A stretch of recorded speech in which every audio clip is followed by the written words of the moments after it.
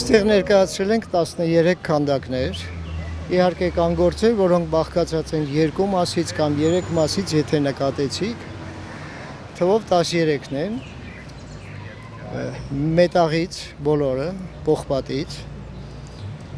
սա մեկ օրվա կամ մեկ ամսվա աշխատանք չի,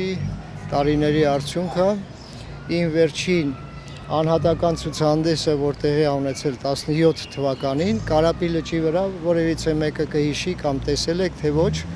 դրանից հետո արված գործերի արդյունքն է, հիմա որպես ցուցադրություն հնարավոր են լինել, որ գործեր, որոնք ոչ այնքան ճիշտ դիպուկ տեղում են, որտեղ վերջին հաշվով այգի է, մենք հաշվի ենք առել երեխաների փաստը, մարդկանց քայլքը եւ այլ, բայց կարծում եմ, որ ոնց որ թե դասավորությունը վատ չի ստացվում։ Ես կարծում եմ, որ մեր քաղաքին պակասում էին նմանատիպ քանդակները եւ այդ զգացողությունը ունեցել եմ դեռևս տարիներ առաջ, երբ որ նմանատիպ հետաքրքիր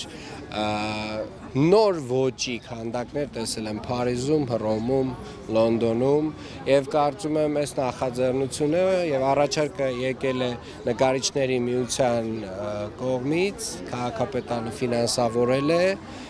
կարծում եմ շատ ստացված է եւ սա լավ սկիզբ է մեր քաղաքում մի փոքր արդեն այլ ոճի մեր օրերի